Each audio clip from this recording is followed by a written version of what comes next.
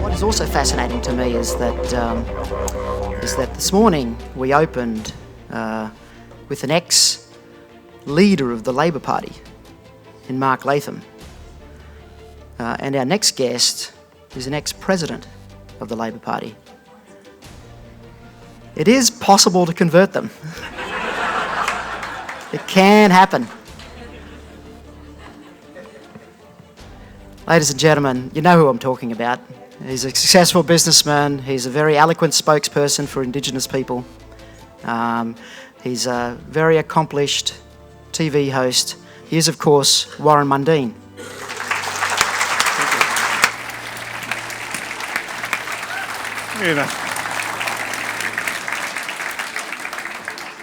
Thank you very much for that, Andrew.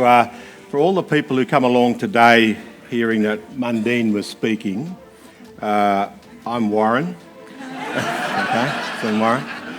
I know a lot of people get confused because Anthony and I look like twins. We've got very similar athletic frames.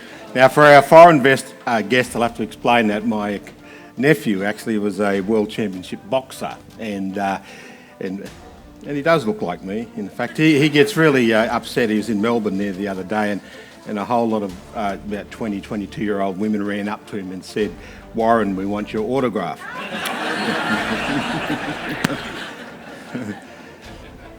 Okay, getting to my speech. Last month, the new Prime Minister of the UK, Boris Johnson, selected his new ministry. It was the most ethnically diverse ministry in Westminster's history. 1 in 5 were black, Asian, or any other minority ethnic backgrounds, including 6 cabinet ministers and the country's first Chancellor of Asian descent. You would think the left would be celebrating. Wow, we've got diversity and tolerance. But no. Labor's Shadow Minister Clive Lewis said that the black Tories had sold their souls and their self-respect to get there. The same week, American entertainer Bette Midler, our favourite person, was triggered by a photo of a Trump rally where she spotted some African American men in the crowd. She tweeted, "Look, there are African American men in this shot. How much did he pay them to be there in the background?" Background. This followed comments by freshman US Congresswoman Ayanna Pressley, who told a conference that we don't need more brown faces that don't want to be brown voices. We don't need black faces that don't want to be a black voice. The message is clear. If you're black or brown, then you should support left-wing politicians. We should be like the Borg from where everyone thinks the same, everyone is the same, and we do the same rhetoric that comes out. There's no individualism. You cannot think for yourself, and you must just follow the team line. If you don't, then you turn to be a turncoat, a traitor to your race, an Uncle Tom, a coconut, and for the Americans in the room, Oriole. So what do you... Always some people that, look, in fact, you're not really black or brown at all. This is racism, in the proper definition of the word, not the new definition where it means anyone you don't agree with. It's racism because it says that black and brown people can't have their own opinions. They have to hold the same political views as the rest of the group. White people don't get called Uncle Tom. In fact, I get called... It's really amazing how the virtualist left use such throwaway lines, and they talk about being anti-racist when they use such lines to be chucked at me and many other people. Attitude is not new. I've experienced it myself for decades. Over 30 years ago, I was called an uptown nigger. My offence, I wore a suit and tie and attended a university. Barely a week goes by when I'm not called an Uncle Tom or some similar slur on social media. But I take that as a bit of compliment because I'm in good company. People who experience this bigotry include Barack Obama, Nelson Mandela, Martin Luther King Jr. And I've got to say, that was the funniest conversation I've ever had. This black British person who come out to Australia to play soccer, as a soccer player with one of the clubs out here. We're on Twitter going backwards and forwards, and he was raving on about, because you're black, you're oppressed. You're mentally oppressed. You're a victim, and you cannot escape from being a victim. So you can go to universities, you can do your undergraduate degrees, you can do your postgraduate degrees, your PhDs. You could have 6 PhDs coming out of your ears, but you're still oppressed. You could have a $240 million job, like that basketballer who got called out at the Crown Casino, and you're still oppressed. What he said, and I put up the famous lines by Martin Luther King in regard to, I look to the day. These are not the right words. I look to the day that my children will be judged by their character, not by the colour of their skin. And he said that was racist. And this is a conversation you're getting everywhere. I hear this from a lot of black academics and elitists who talk about. So Martin Luther King's, obviously we were conned by him because he's a bloody bigot. Whitney Young Jr., Colin Powell, Condoleezza Rice, Morgan Freeman, and Thomas Sowell were all abused and been called these names. It's interesting to see when you Twitter it.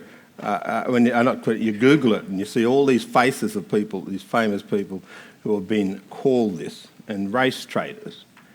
In Australia, we have Aboriginal people like Mick Gooder, Noel Pearson, Ken Wyatt, Bess Price, and Neville Bonner, Australia's first Aboriginal member of the Federal Parliament back in 1972. He was the first senator. The left has contempt for black people who don't toe the left-wing line. And if you step out of line, you are a race traitor. The latest round of attacks to me says something else. Boris Johnson's cabinet, the Blacks for Trump movement, and the Blexit and walk-away tweeter, Blexit is about blacks who are walking away from the Democrats, exiting the Democrats, pretty sensible people. I did that a few years ago in regard to the Labor Party.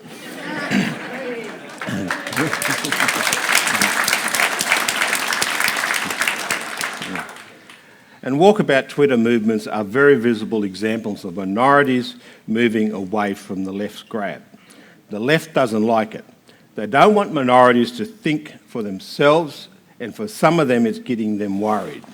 And for good reason they should be getting worried. There's a very good reason why the left doesn't want black people to think for themselves, because they might figure out that the policies of the left, however good intentional they once might have been, are destroying minority communities. There's a very big, strong movement in this area in Australia as well. I'm talking mostly about the welfare state. In Australia, long-term intergenerational welfare dependency is destroying Aboriginal people. And I'll give you a little story. Back prior to the early 1970s, Aboriginal people were mostly fully employed. They worked on, not great job, working on cattle stations, working in the agriculture industry, working like my father in construction and my uncles and that as well. And then in 1972 we had the Whitlam government come to power. And if people are familiar with the term sit-down money, it was created by Aboriginal elders back in that early period of the Whitlam year. They were, through the technology changes and also equal pay, that happened in the agriculture industry, many Aboriginal people lost their jobs. And so these were hard-working people for all their lives, as drovers, as shearers, really hard-working people. And when the government went out there in that Whitlam government era and said, hey, we're going to help you, we're going to give you unemployment benefits. And they said, what's unemployment benefit? They said, we give you money when you've got no work, you're not working. And they sat there and they went, so you're going to give us money for not working when we want a job. You're going to give us money for... Yeah, don't worry about that. If you can't, don't worry about a job. We'll just give you money for not working. And they couldn't actually believe what was being told to them. So they said, so if we sit down here and do nothing, you will give us money. And they said, yes. And that's where the term sit-down money comes from. It's a derogative. Aboriginal people hated it. And you'd look at the welfare system that had included it. So you're going from a place where I grew up, a little town of about 200 Aboriginal people, by Yougal, which is about 80 kilometres out of Grafton on the north coast of New South Wales. Most of those people were employed. They were employed in the mining, or they were employed in the cattle stations that surrounded that area. You go to that community today, no one's employed. It's 100% unemployment. They used to build their own houses. They used to go into town, buy the material, come home, build their own houses. No one builds their own house anymore. They wait till the government comes out there and builds them a place. There's no respect for that. People used to look after their house. I remember the old copper kettles and the old copper wash basins and that we used to get cleaned up in and that. That's all gone. This community has huge waste, filth, places falling down, destroyed. They don't have respect for houses anymore because it's not theirs, it's the government. In fact, I had this funny experience. I was standing, it's not a name we use much these days, in the old Justice Einfeld, who got in trouble with the law over his driving and blaming dead people for going for red lights. It wasn't him. Anyway, I was on the Einfeld inquiry this is when I was a young university student, for the inquiry in the race riots that happened up at Toomala in the late 80s. We was on this Aboriginal reserve, and there was about 150 people who lived in that reserve. And while the judge is out there personicating and listening to people talk, I was standing in the background, and I noticed to my left there was this sewage leaking on the ground. And I looked at it and I said, oh, what's going on here? And the owner was sitting of the house, well, the government owned the house, but he was sitting on the veranda and said, and I asked him, what's going on? He said, oh, the sewage pipe broke weeks ago and it's just leaking. And I said, oh, okay. I said, why don't we get I used to work for the water board once on sewer lines when I was a young kid. I said, why don't we get a Hessian bag, get a bit of cement, mix it up, cover that leak, and then it will hold it until such time as you can go into town, cut out a bit of pipe and put it in there. So 10 minutes work. He said, no, I'm not doing that. And I said, why? And he said, because this is the government house. The government has to come and fix it. So people where my generation and my fathers and mothers and great-grandparents would have did that within 10 minutes. They've lost that. It's now the government's job. The government's got to fix everything. And so we had this incredible loss of self-esteem. And it's not only Aboriginal people. You just go into the western suburbs of Sydney here, you can see the same thing in the Mount Druitts and Claymore and stuff, where you've got not Aboriginal communities, and you have that social breakdown. You have people not working, generational working up. Meet people who hadn't had jobs for 2 or 3 generations, and you see the mess that is the result of that. And of course the result is we have whole communities of Aboriginal people that are in social and economic despair. This is not just a problem for Aboriginal people, as I said, this is across, it's not a race issue. Sorry? Oh, sorry, it's not a race, it's not a race issue, it's a poverty issue that we've got to deal with. We see it all over the world. You see it in all these different communities all over the place. I've written about the similarities between welfare-dependent Aboriginal communities in Australia and some of the communities in England. In fact, last year I got the report from the UK on poverty over there, where you have families who have been living on welfare for several generations. You see exactly the same problems that go with that. Addiction, violence abuse, family breakdown, criminal activities, kids not going to school. You see it in inner city urban areas of the United States. It's what sits behind many of the problems in Baltimore. When you heard the comments in Baltimore, which is not about a racist comment, it was about how do we clean up these places and make them better. We're going to see it even more if this idea of universal basic income takes off. Because what is the difference between universal basic income, where you get paid for doing nothing? You're going to start seeing long-term welfare dependency. It leads to hopelessness and failure to take responsibility. I broke my arm in a motorbike accident when I was a young kid. I thought I was the world's fastest motorbike rider until a truck stopped me.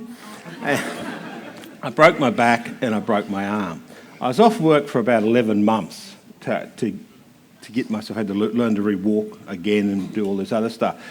In that 11 months, because of doing nothing and sitting down, my self-esteem, my morale, everything collapsed. I started taking drugs. Within a matter of months after being released from hospital, I started hanging around drinking and carrying on. And when I finally got to go back to work, it took me ages to get back into, I've got to get up at 5 a.m. in the morning, I've got to travel to work, get dressed up, do things and that. And that was only 11 months I was off work. So you can imagine what happens to people who are in intergenerational unemployment. They just, we come from a different planet. We come, as this, I love kids. This 10-year-old kid told me I come from Job World.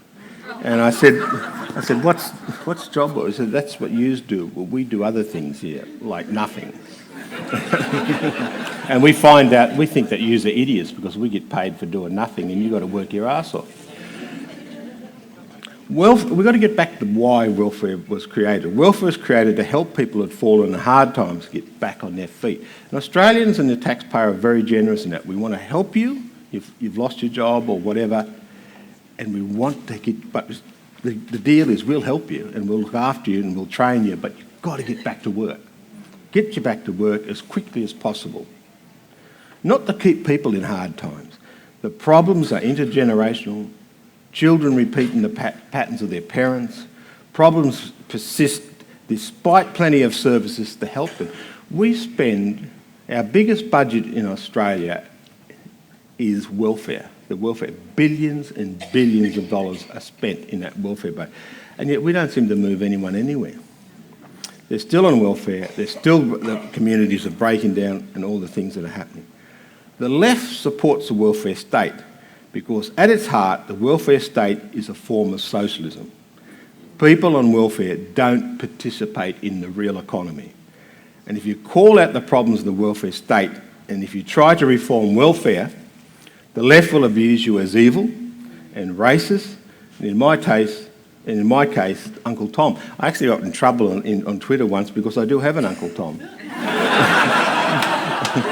And this bloke called me an Uncle Tom, and I thought, oh, gee, that's really good. I have an Uncle Tom lives up near Casino, and he's a wonderful man. So, and then I got called other names, which I won't repeat here. But the left didn't have an answer to the poverty, and despite what the welfare state delivers, and in fact, I'm very proud of the Prime Minister who came out this last week and said he's not going to raise the welfare money, because what we get is a competition between work and being on welfare. One of the biggest problems when I talk to, and because my sons run a couple of jobs, they're tradies like I was. I was a tradie, I was a fitter, they're electricians and air conditioning, refrigeration, mechanics. In fact, it's really funny, they earn more money than my daughters who went to university. So if you've got daughters or sons, send them off to do a trade. In fact, two of my sons are on over $200,000 a year.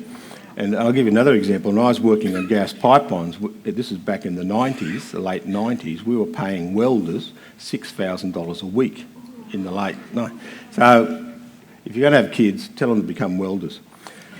Because there's only one solution to it, and that solution depends on the free market.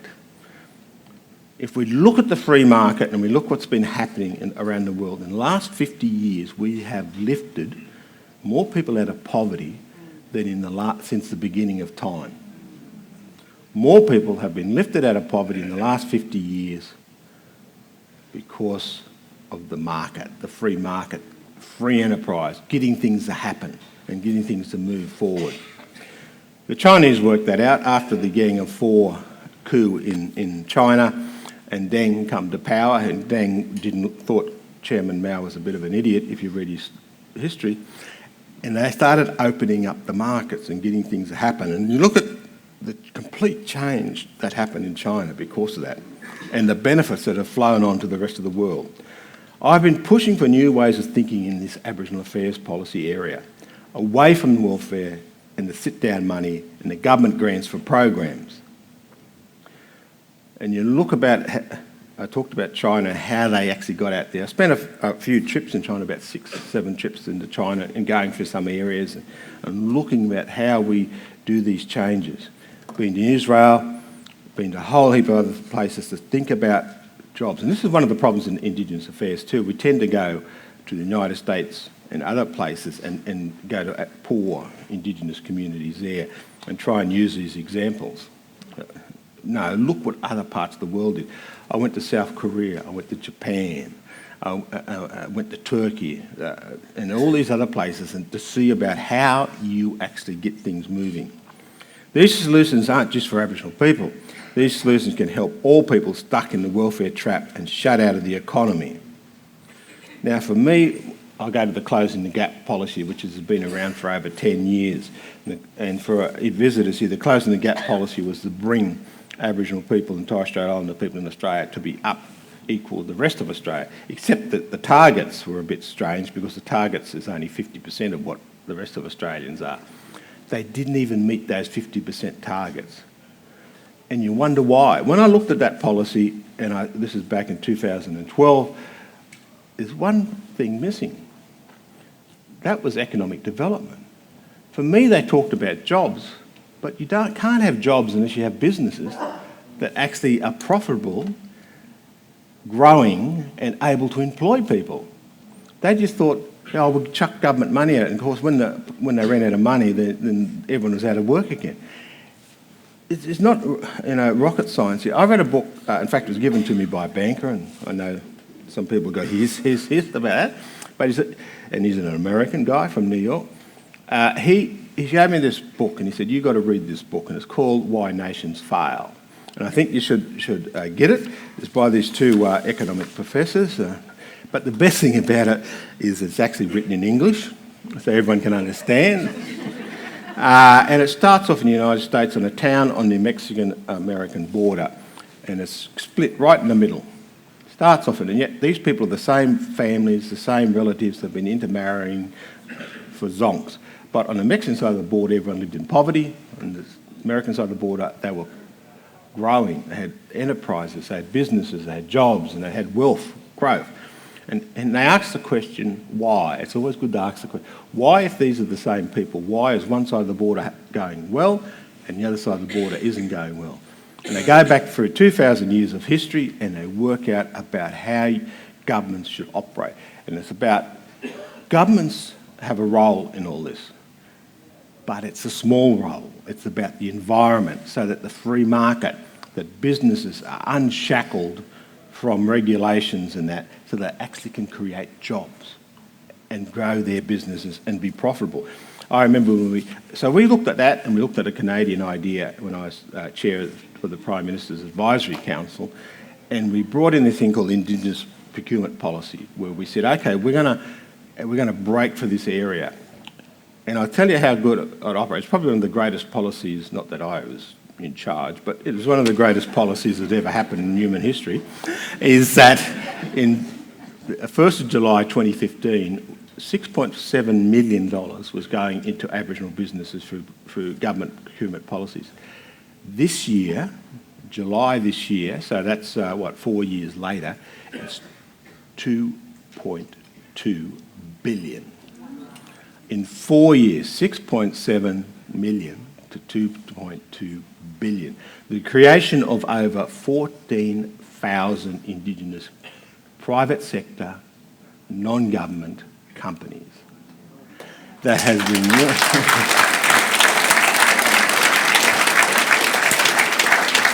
And we want to do more of this stuff.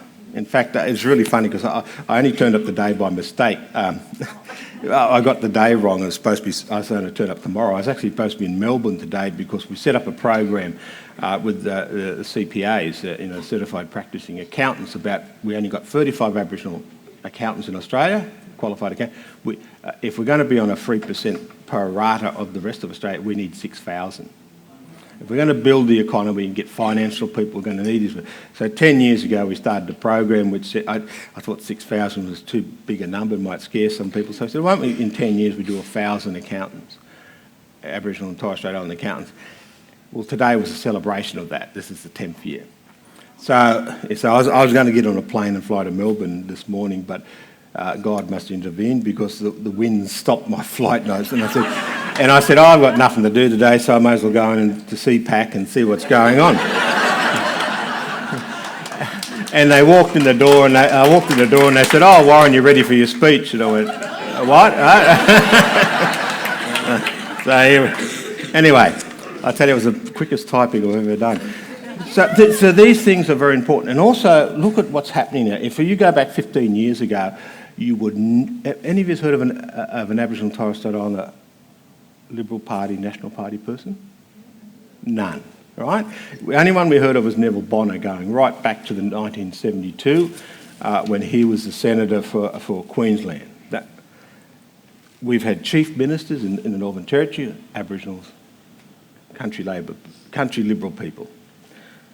We've had ministers now coming through all sections of that.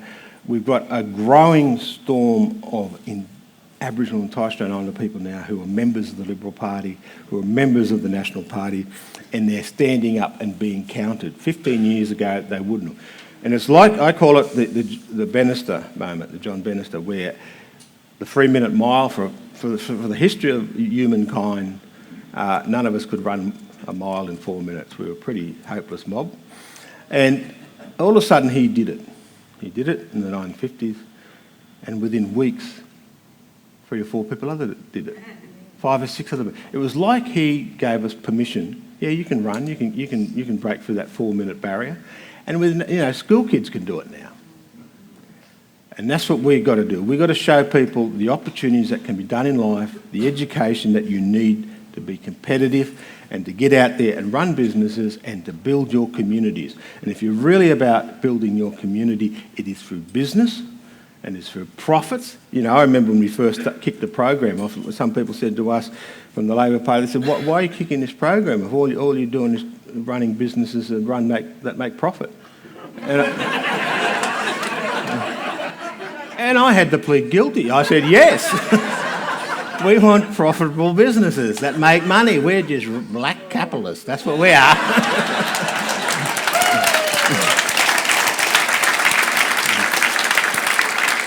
And through that process, we're going to do an amazing amount of things in that. I work on a program because through that, we've been able to raise a lot of money because we have to build the capacity of people to run these businesses and that.